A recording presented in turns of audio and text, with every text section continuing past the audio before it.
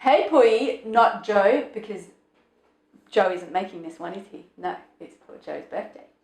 So, Puyi, I'm just going to say up front, I have a little bit of a headache, so this might not be like super upbeat, but we'll just see how we go. Chocolate cake. I hope you wanted chocolate cake. You never actually confirmed that after we talked about the nana pudding, but you didn't. Anyway, so chocolate cake. Hopefully Joe likes chocolate cake. Okay, what do we got here? We have got, I found this like pretty easy recipe. You shouldn't end up with a huge mess in the kitchen either, because you just cook the whole thing in a pot. You don't even use 2 bowls, nothing, like you just one ingredient at a time, all into the pot, mix it all up, and then chuck it in the oven. Not the pot, you're still going to need a baking tin. So that should make it pretty straightforward. Let's have a quick chat about ingredients before we get cracking. So these are the ingredients. Oh, and the butter. And the butter. Can you hear that? It's like it's constant whippersnippering around these parts. Mowing, whippersnippering, leaf blowing. It's just the one neighbour. He even high pressure hosed his roof. His house is pristine, but it's constant. Feels constant now that we're in ISO. Anyway, side issue. Okay, we're talking about ingredients. Let's go down the line. Milk. I've got some light milk here. You can use whatever milk you have. You can use milk alternatives. You can use oat milk. You can use almond milk. Doesn't matter. Like real bakers might say different, but doesn't matter. Bicarb soda. Bicarb soda is the same as baking soda. Same thing. Then there's baking powder, which has got like other stuff in it, like maybe tapioca starch or something like that. So the quantities are different. If you don't have any baking soda but you have baking powder, you can use baking powder. You just need to use more of it. Stuff like that.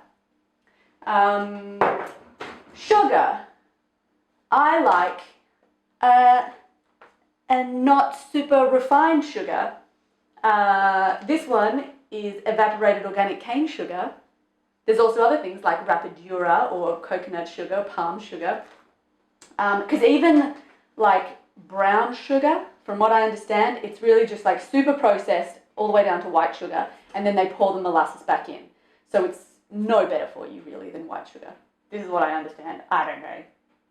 It's just what I've always understood to be true, but I wouldn't like put it in a paper or anything. But I would put it on the internet, apparently. Okay. Flour. This is a bit of plain flour because the recipe actually calls for mostly self-raising flour and then a couple of teaspoons of plain flour. If you said you bought flour, but I don't know if you bought plain flour or self-raising flour. If you bought plain flour, great. We can turn it into self-raising flour with some baking soda or baking powder. If you bought self-raising flour, we'll just ignore the fact that they need plain flour as well and just chuck in a bit of extra self-raising. Doesn't matter. I don't think it matters. Following? It's okay? You're on it? Good. Cocoa. Cocoa's just cocoa. This looks like a fancy cocoa, but it's actually just the cheap cocoa that I put into the fancy tin. Okay, butter. We need 125 grams of butter, and you're like, yo, I don't have a kitchen scale. Neither do I, yo. But what we do know is how many grams are on the thing. So 125 grams. So this is a massive block. This was a 500 gram block, so I know it's going to be a quarter of that. Most blocks are like 250 grams. That's a standard size block in Australia. So it's going to be half of that, obviously. 125 grams of butter. Okay, and 3 eggs. Easy. Okay, now, measuring things are very useful for baking. With a lot of cooking, like just like, you know, we're not gourmet chefs here or anything, you can just estimate and stuff, but I find with baking it's better to have a little bit more precision. So I hope you have either a measuring jug or some measuring cups. With measuring spoons, you can generally get away with just using a teaspoon or a tablespoon out of the drawer. Sip of tea. I've already chucked the milk and the sugar in. 3/4 of a cup of milk. 3/4 of a cup. That's it. Chuck it into, maybe I'll move this out of the way now so you can see. Chuck it into the pot. 3/4 of a cup of milk. Then you chuck the sugar in. The sugar. The recipe says 1 1/3 cup of sugar. I always, with baking, put less sugar than the recipe. If it's an American recipe, even less. Americans go cuckoo for sugar in their recipes. Cuckoo. So less sugar. So this one says 1 1/3 cup. When I made this last week, I just put 1 cup in, so I'm just going to do that again. Well, I already did it. It's already in the pot. 1 cup of sugar. Butter. Right. Just cut this up a bit smaller so it melts a bit faster. Butter. And then we can turn the stove on to, it says low to medium heat. We don't want it to boil. We just want everything to be melted and mixed up together. That's all. Low to medium heat. And now we put in the cocoa, 1/2 cup. It says to sift it. If you have a sifter, great, go for it. I don't have one. 1/4 teaspoon of baking soda. 1/4. If you have baking powder instead, you'll have to look up the conversion. It might be something like 2 teaspoons. I don't remember. You'll have to look it up. Okay. The recipe says to stir with a whisk until it's smooth. I don't have a whisk, but I do have a fork, so I'm going to stir with a fork. Still melting the butter. You want to see inside? Ooh, chocolatey. Preheat the oven. Did I say that already? Preheat the oven, because ovens take a little while to heat up. Although this looks like it's already gotten there. Preheat the oven to 160 Celsius. Okay, I think this is ready. So when it's all smooth, it's all smooth. Little bits of butter in there. Okay, now we put the flour in. 1 cup of self-raising flour.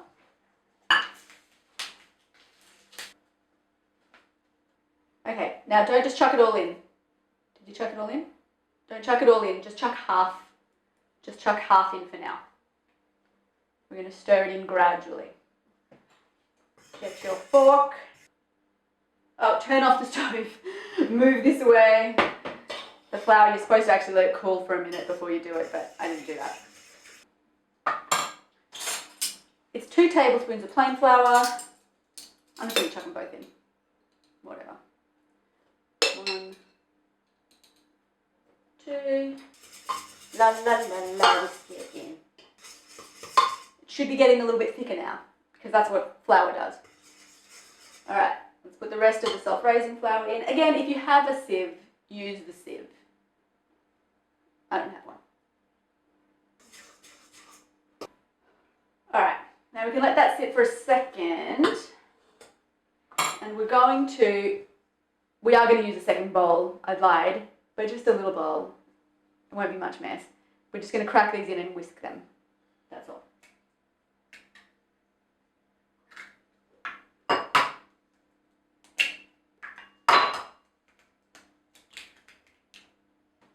Okay, here's something though. You don't want to put the eggs into this while this is still warm.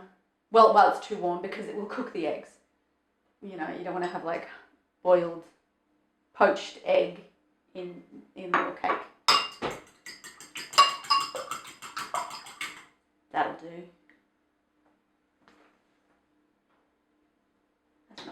That's all right.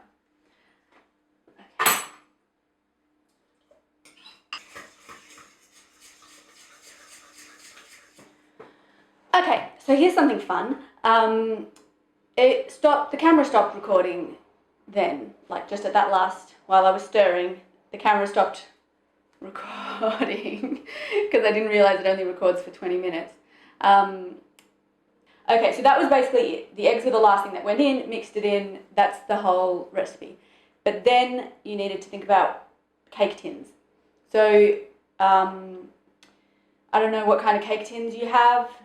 I already put the cake in the oven now. I only noticed just now that the camera stopped. Okay, cake tins. The bigger the cake tin you choose, the flatter the cake is going to be and the less time you're going to want to put it in the oven for. Yeah? Because, you know, there's more surface area, the heat can get in faster, it'll cook faster. So the recipe calls for, it says a 19 centimetre square pan. I assume that's meaning on the diagonal, 19 centimetres. I have a springform pan, which, you know, is one of those ones that you can snap open and snap shut to take it, you know, to take the ring off the tray bit, which is a bit bigger in terms of, you know, space than that. Other options that I had were, you might have a loaf pan, which is smaller than what they suggest, but it would just, I reckon this batter would actually fit in a loaf pan. It would just make it quite high. Like once it rises, obviously you can't pour it over the edge. Like it might be quite full and then it might rise a bit. So, but it would have to be in the oven longer because it's deeper. Or you might have one of these, in which case that would be fine, size-wise, I reckon. And these are easy to take the cake out because you can just push it out like that. But you still have to grease it. You have to grease no matter what. And with this one, I would baking paper, because sometimes grease is not enough, and then you're like stuck there trying to be like, come on, please, get out. Okay? But I ended up going with the bigger springform pan that we have. Now, time in the oven. So it's 160 degrees Celsius. I don't know what that is. I'll look it up for you. Huh? How about that? I'll look it up for you. 160 to Fahrenheit. 320. There you go. 320 Fahrenheit. And the recipe says 45 to 55 minutes. I never put in a cake for the amount of time that a recipe says. Because ovens vary, even though a temperature is a temperature, some ovens are hotter than other ovens. I don't know how it works, but it's just true. And you can always put a cake in for longer, but you obviously can't put it in for less time. So, and because I've chosen a bigger pan, I'm only putting it in for 30 minutes. And so anyway, whatever you decide, if you've gone for something like that, I'd probably put it in for 35 to 38. Anyway, you take it out, you stick a fork in it. If the fork comes out clean, like no bits of uncooked batter on it, then that's it, your cake is done. If there is still a bit of uncooked batter, you have to just go with your gut and, you know, decide how many more minutes you want to put it in for. Yeah, that's it. Okay, now icing. I'm assuming you're going to ice it because it's a birthday cake. I don't have anything to decorate the cake with. You know, I'm assuming you're going to do like M&Ms or something, or whatever it is that Joe likes. Snake lollies. I don't know. What does Joe like? Okay, I'm a bit of an estimator when it comes to icing. I'm not going to look up a recipe. Okay, so we're going to make it with real chocolate though. We're not making it with cocoa. We're going to make it with real chocolate. And the only way to melt real chocolate is to bain-marie it, which is hot water at the bottom and then a bowl with chocolate at the top. If you just like chuck the chocolate straight in, it will burn and it will stick to your pan. If you chuck it in the microwave, it will burn and it won't taste good. So don't do any of that. So just get a bowl that fits in but doesn't go all the way to the bottom. Put your boiling water in the bottom of the pan. You want cooking chocolate is fine. You can use cooking chocolate or real chocolate, but don't use compound chocolate. Compound chocolate is some BS. Like it is, I don't know what's in there, but it's not chocolate. So don't do that. You might as well use cocoa, seriously. Cocoa is better than compound chocolate. I'm using 70% cocoa chocolate. And I'm going to use like just going to use the whole half block. Just to keep the heat in. Maybe I'll even turn the stove on just un poco to keep it warm, but we don't want the water to be boiling and making a mess. The only other ingredients you need for this icing are butter and icing sugar. This is a lot of icing sugar.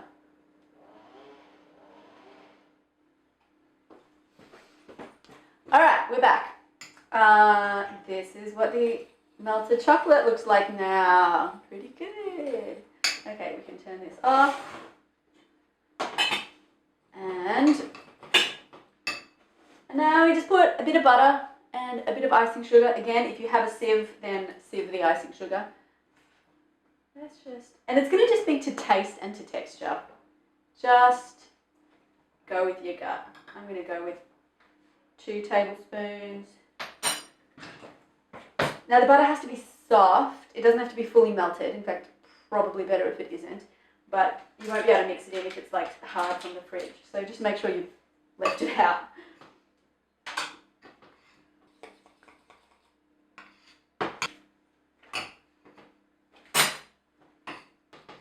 Hey babe, how much icing sugar did you end up putting in last time? Probably 3 or 4 tablespoons. Yeah. I mean, I just stopped when it began to feel thick. Yeah, cool.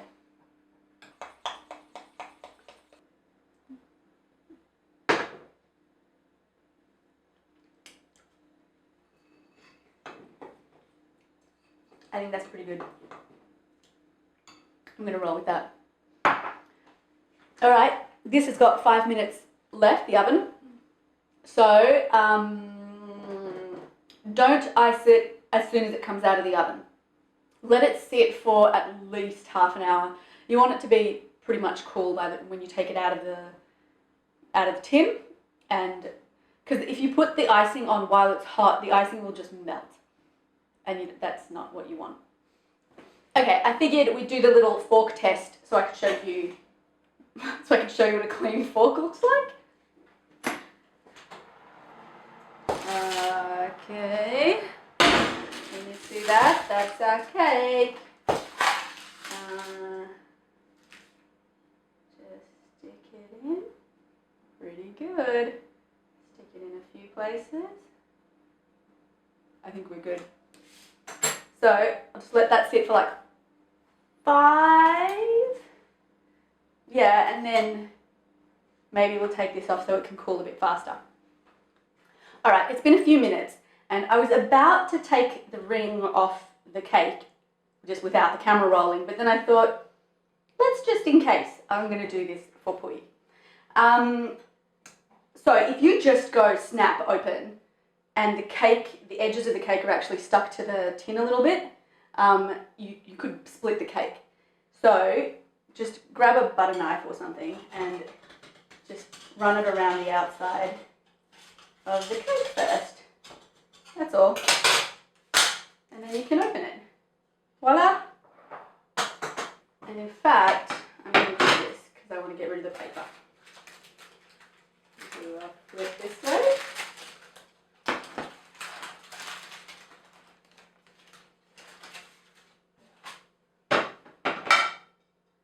And then we do a flip this way. Done. And then once it's cool, still very warm, it's ready to ice. Okay, we're back. The cake is cool. The icing has actually gone a bit stiffer because it's been sitting and it's cool as well. So I'm just going to add a teensy bit of milk so it's easier to spread.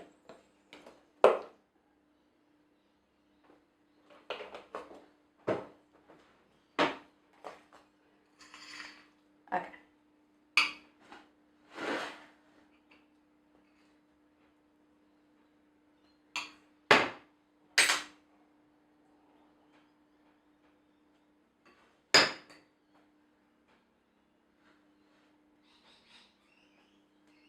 And then because I don't have a M&Ms to make it festive for Joe's birthday, I'm just going to try and make a J out of this shaved coconut.